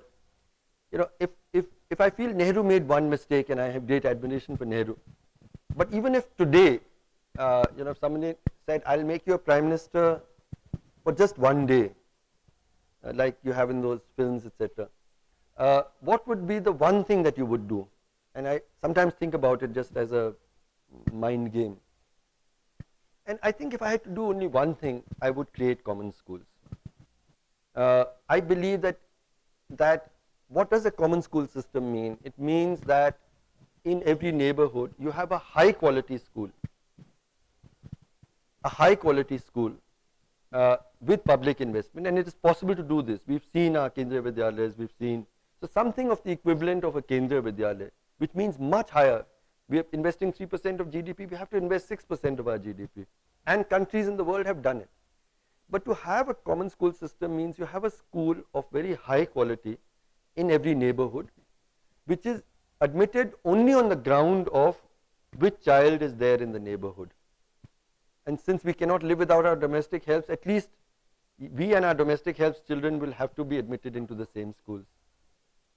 Yeah, and I think that, as I was describing, in the end of those 5 days when they presented, I had some scholars who came in and so on and listened to the presentation, and they said that your kids just know so much more about the world. They seem, there's so much that these kids can learn, and I do think that our kids can learn from privileged kids can learn from the former street kids and disadvantaged kids, and it is in our diversities and Hindu and Muslim and all of this coming together. And I do believe that India would change most if we grew up together, and it's not going to be easy. Sonia Verma, in this 25% reservation thing, told a little story which I also have in the book. She says that she said, I'm writing this not as a journalist or some kind of education expert. I'm writing as the mother of a 5-year-old son who was the first class where this mixed schooling happened. And she said, the first month after there was a parent-teacher meeting and so on, so she went, and you can easily spot the parent of the disadvantaged child. So she went up to this father and said, how are things? And he said, everything's okay so far, but there's one problem that has arisen, very serious. So she said, what? So he said, a birthday party. So why is it a problem? He said, they're very small kids. So this rich kid has a birthday party. He's invited my son. And in a birthday party for a small child, you're always accompanied by an adult. Now, parents come in and they're seated in one place. Ayahs and drivers are seated in another place. Now, when my son goes with his mother, will she be seated with the parents or will she be seated with the ayahs? And of course we know where she would be seated. And when she is seated there, what will my son feel? So we'll have to create these spaces, we'll have to negotiate, we'll have to learn to live and respect each other. Yeah, a couple of things. One is, I think I completely agree with you on the education that you made. And actually, I think even the healthcare can work on the same model, which is has to be local. Second one is more of an observation. I mean, just a because the debate. When we talk about the Gujarat this thing, I fully accept what you said about the abuses against the Muslims, etc. But one thing I fail to hear anywhere in the media in any discussion is empathy to the people who were in that train and who got died. Okay, let's put that aside. Now, you spoke about two key factors. One is justice and empathy. Let me give a simple scenario, and then I want to get your thoughts on this. In Hyderabad, can I interrupt you, because the first observation is an important one. Yeah. Yeah. What would empathy with the people who were killed on the train entail? Assuming that I don't have the empathy, suppose I did, what is the next outcome? Does it in any, what the implicit, and I must say it, what is implicit is that in some way it creates a moral framework which justifies the retributive killing of Muslims because of the pain of the people who felt that there was a Muslim attack on the people on the train. Now, what my problem is with this whole framework, for many reasons. The first reason is that what we are saying is that it is justified to take revenge against somebody who belongs to the same identity and community as somebody who has harmed you. Right? Now, this vicarious responsibility, so the problem in the train thing is that there's been now 12 years of cases, they haven't been able to prove that there was actually a planned terrorist attack. But let us take 1984. There is no doubt that 2 Sikh bodyguards did kill Mrs. Gandhi, right? Does that fact in any way justify even touching the hair of one Sikh man? It does not. Because, and therefore that question has a certain kind of resonance which I find problematic. Because if you have to carry that logic forward, then for instance, every upper caste person should be killed because of what we've done to Dalits for 2000 years and keep doing. But most importantly, no man should be alive anywhere in the world, because if it is justified to kill men in revenge for what men have done to women, I don't think it's justified to kill even the man who is doing that to the woman. I feel that we have to deal with punishment in a different kind of way.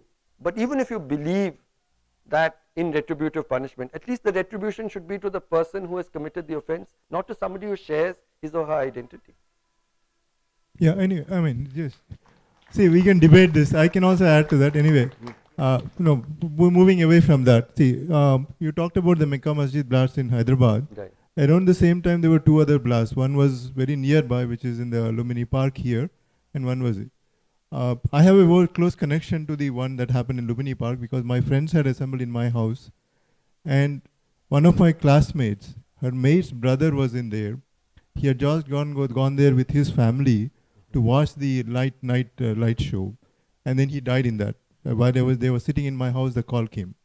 So now, how do you define justice for this person?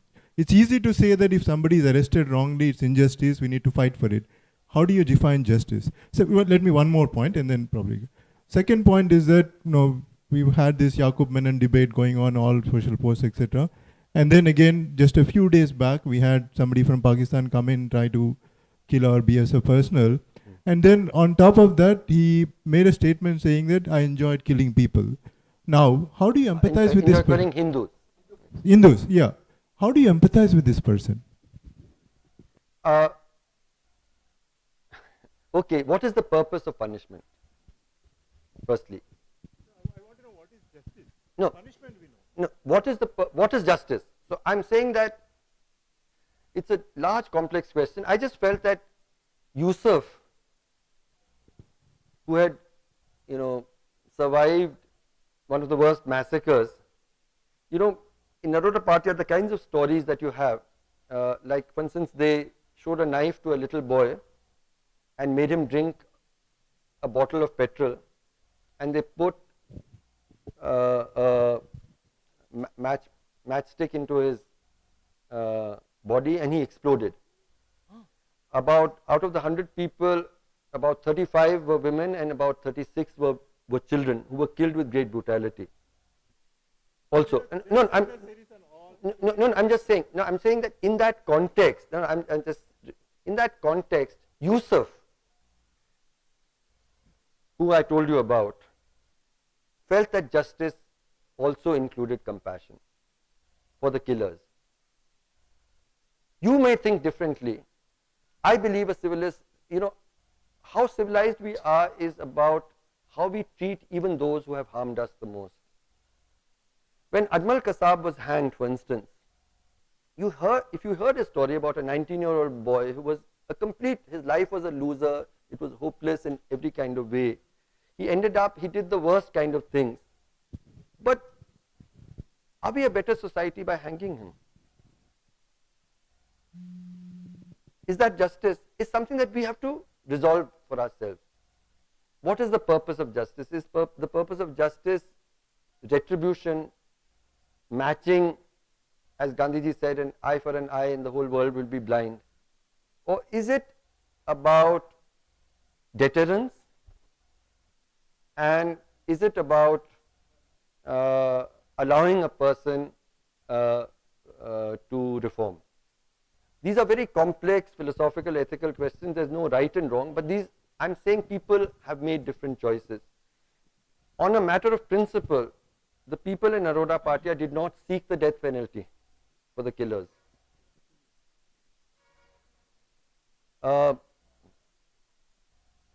James Staines and his 2 sons were burnt alive. His wife said she did not want the death penalty. Incidentally, even Sonia Gandhi said she didn't want death penalty for the woman who was part of the conspiracy to kill her son, kill her husband. So, and we have many stories. Dayanand, Swami Dayanand, it's a beautiful story as well. Swami Dayanand was ultimately, in his social reform movements, there were a lot of people who opposed him, and finally he was poisoned. And you know what was the last act of his life? Was actually to help the cook who had poisoned him escape. Because he felt that he was not guilty and he wanted him to be. So I think that we'll have to reflect on how do we attribute guilt, what we deem as appropriate punishment, and for what reason. Good evening, sir. Here. Yeah. I want to ask you this question because you are also a former civil servant. Yeah. Now, I do understand that society has to change and we need to develop a public compassion and all. But what's wrong with the bureaucracy? At least when you were in the civil service, what challenges did you face? Like, I'm sure that you must have faced a lot of desperation and pessimism as to what. And I also don't understand, like, after having cleared the examination after such a grueling process and after having learned the constitution, preamble and everything, like what happens to these bureaucracy? Like, I want to know what really goes on. Like, why is it unable to make any dent on whatever you have mentioned? I think there's no defense for bureaucrats who don't do their duty. They have every opportunity. I think in the IAS, in the police, you're dealing with, if you decide to do the right thing, there's extraordinary difference you can make. I love the years that I spent in the service. It was completely embattled. I was transferred, I think, 22 times in 17 years. My daughter changed 11 schools till class 8. But I don't have a moment, and it was always on issues, implementing land reforms, ensuring that the guilty in communal riots will be punished, and so on and so forth. I think there is no alibi, zero alibi for a civil servant not to do his or her duty. And whenever we talk about all of these people who are letting us down, we must remember the heroes as well. And I'll just tell you a story.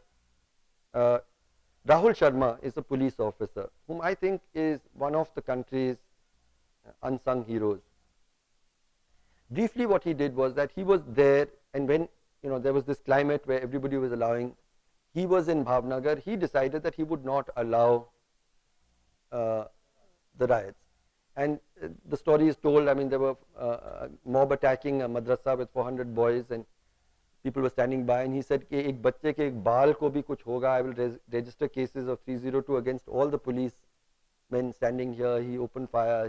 The long and short of the story was that he ensured that people were protected during that time. He was immediately punishment posting, you're sent to the police control room. He goes to the police control room and he sees for 3 weeks that ministers are sitting there, MLAs are sitting there, and they are organizing the riot. He's an IIT guy, and now we realize it much more. He recognized that in 2002. He said the most crucial evidence in future will be the mobile phone records, because through the tower movement you can make out who was where at what time and who was speaking to who. So he got those 3 weeks police records. He then submitted it duly to his superior, who of course duly lost them. But he kept a copy of it, and his sense of justice persisted. He was in a completely different posting. He was with the CBI. When the Nanavati Commission was set up, he went and formally placed that in the record. Regardless of the fact that that commission was also not going to act on it, he waited further. He came back. He was serving in the state government. When the SIT was set up on Naroda Party, he went and submitted this to the SIT. This became the clinching evidence to prove that Maya Kodnani and Jaideep Patel had done what they were, because and so on, and contributed to their final conviction. As a result of it, he has some 49 cases registered against him. His career is destroyed. He has no way of, advancing. And I met him, and he said, "I don't have a single regret. I would do it all over again." So we have IS officers and we have police officers who buckle down, and because the majority of them did in 2002, that was a point that I felt I had to break ranks with them. But please remember that we have heroes like Rahul Sharma, and that is why we still hold together. Sir, you told that middle class people are under the impression that they are subsidizing, government is subsidizing poor people. But in my opinion, and you also told that in fact it is reverse. Poor people are subsidizing the middle class people.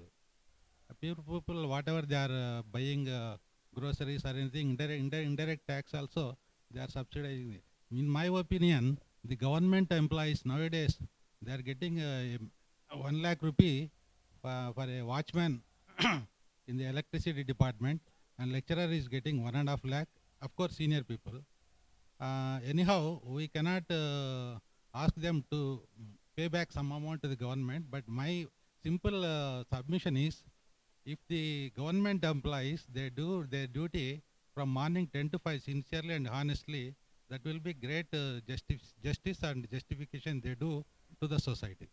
No, I agree. Just one fact about subsidizing, the poor actually subsidize our lifestyles in many ways, because if we paid what is just due wages to our domestic help, to the street vendor outside, to various people, we would not be able to afford the lifestyles we have.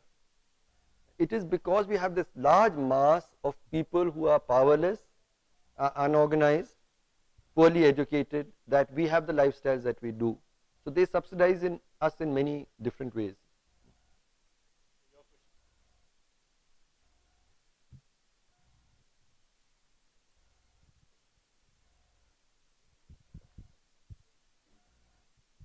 Yes, please.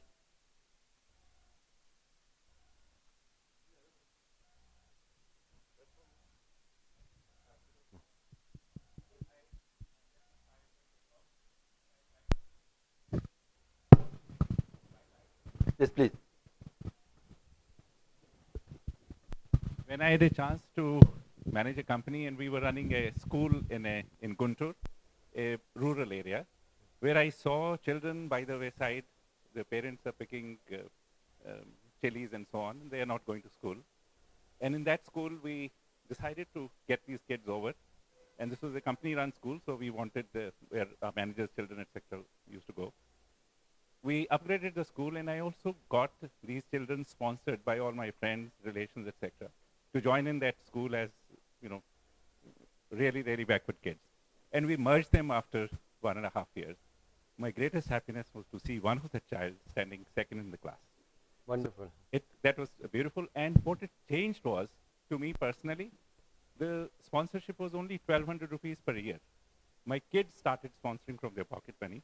And for the first time in our family, we could see that 1,200 rupees has some value. One kid goes to school for 1 year.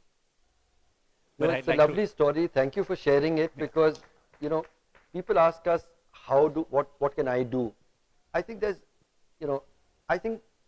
firstly have different conversations with your young people. I think if there's one thing that you have to do, help them see the world with much more empathy and compassion and a sense of outrage, but also teach them the possibilities of hands-on compassion. And I think what you've taught your son is such an important lesson that will make him a very different human being when he grows up. But something more which I think is a very fundamental problem with our society, and that is somewhat different from the West. We all work for our children. We'd like to amass fortunes would ever need, and that is resulting in a very big disparity between the haves and the have-nots. And there is nothing, if people like you can inspire a lot of people, but I do not see that happening large enough, which enables us to say that, okay, I am going to leave so much of my money or give so much of my wealth to a cause which would reach the people because the government is not reaching them. And I think we are sitting on a time bomb if we do not work collectively. Our middle class is becoming richer. We are all having a much better living than 20 years, 30 years, 40 years. We don't. The issue of inheritance, and just very briefly, Thomas Piketty has also raised it as a global question. Just one fact, 85 people in the world, 85 people, the number who can fit into a double-decker bus comfortably, own as much wealth as half the population of the world. 85 people. But the most important thing is most of them have inherited this wealth. Most of those 85 people in that double-decker bus who own half the world have inherited it. It's a global problem, and therefore, I mean, one of the things we need to fight for is a very high inheritance tax.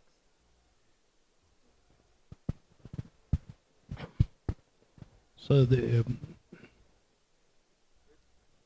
farmers are not properly adequately represented. Their interests are not adequately represented in the parliament. And the agricultural extension has totally collapsed. And as you said, the public investment on agriculture has been dwindling. When there was a ban on rice exports, the rice, that was just to beef up the stocks for the food security bill. Now that also dampened the prices. The farmers were affected. So to create such a huge buffer stock and then suppress the prices of the farmers, and they have no voice in parliament. Those who speak for the farmers in parliament, they are hypocrites. I have personally been fighting for the farmers, the sugarcane farmers, and the cooperative sugar factories. They are totally in doldrums. They banned the sugar exports. In 2006, the prices collapsed, factories closed, and our Nizamabad cooperative sugar factories closed since 2008. Nobody listens to us. So even when we go and represent, and there was a case which was won in the Supreme Court called the Mahalakshmi Sugar Mills case. They fought for over 20 years on the pricing of the levy sugar, which the government had to pay to the factories, which paid higher amount than the centrally declared statutory minimum price. When they won the case, the Supreme Court declared that recalculate the arrears on the levy price, increase the levy price by including the extra cost paid for the sugar cane. That should be taken into account. The arrears must be paid for about 20-25 years. The cost would have been 15,000 crores, only 15,000 crores on the central government. Sharad Pawarji and the UPA government brought an ordinance in 2009. Yeah. Can you get the question, please? So, yeah. By destroying the farmers, all governments have been destroying the farmers by their wrong policies, while even the bureaucrats have been representing to them. They have also failed to give a fair ear to whatever we are saying. I can't so disagree we should with anything should that we you have said. empathize? Should the farmers empathize with those who shed crocodile tears for us? That last is one of those most difficult questions. Can we empathize with those who have harmed us? That's a question that I think individually, in terms of our personal ethics and our social ethics, I do believe that we should have compassion for everybody, including those who harmed us. Can I ask a question? Yes. As Vikram said, there's very little to argue with you about. Your analysis, your diagnosis, your understanding and reflection of how we are is bang on. The question that comes to mind is, how do we find a solution which could actually transform the way we are to a better world. What are the mechanics one could put in place to make that happen? Are we talking of policy framework changes? Are we talking of educational changes? What is it that one can do really to make a change and change in our own lifetime? See, I mean, it's a very long answer at the end of the evening. So I won't. I think that we have to do some things in public policy, and I do feel that if this idea that we have to take care of each other is a framework within which we build this, a certain floor of human dignity we have to agree to. In today's world, no child should have to sleep hungry. No mother should have to teach her child how to sleep hungry. No child should sleep under the open sky. Everybody should have good quality public funded education, good quality public funded healthcare, social protection. These are some things. Economist Prabhat Patnaik has calculated that it would cost about 10% of India's GDP. India's tax to GDP ratio today is just about 14%. Even if it goes up to 24%, it is still just as much as the tax to GDP ratio in, say, the US, and much lower than many countries in the world. We have to agree to tax ourselves more in order to create this framework of social protection. That's on the one hand. But on the other hand, we have to also worry about us, as I said, as a people. And we have to claim or reclaim ideas of public compassion. And that's what a lot of my book is about. Because I feel that however good your policies, however just your policies and laws, they can only actually be implemented in a framework where we believe as a society that this is what is right and what is happening today is wrong in our A corollary.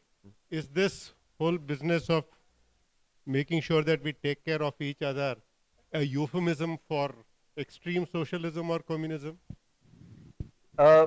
It's actually, the former left has a great problem when I talk about compassion, because they're not sure about what Marx Baba had said and whether it really fits into any kind of framework. I do believe that compassion is sounding today to be a very radical idea, as I said. But actually, I'm saying in our world today, maybe 100 years ago, 200 years ago, we didn't have enough food to feed everybody. Maybe we didn't know how to take care of everybody's health. We know today, we have the resources, we have the wealth, we have the capacities. And therefore, we have to have a social compact, as I said, that this every human being must have. And it's not really far. I mean, I was reading somewhere, we talking about old people's pension. 90% of our workforce is actually in the unorganized sector, has no kind of old age pension. And when I work a lot on starvation, I investigate starvation deaths as a Supreme Court commissioner. The large majority of them are really old people who have no one left to take care of them. The family migrates, these two old people are left behind. They're getting older and older, and they have to hobble around and they find something, some kind of, somebody gives you charity, you survive, you don't survive. This kind of life is not acceptable. A pension is basically a recognition that you have worked all your life and now you deserve. So Sweden has such a wonderful idea. Sweden actually has a social compact where they say it is the duty and the debt that people in the working age must pay to those who are old. So everybody agrees that I will pay the pension during my working life for those who are old, and one day somebody else will pay my pension. And they say it is my duty and my debt. Evita, you want to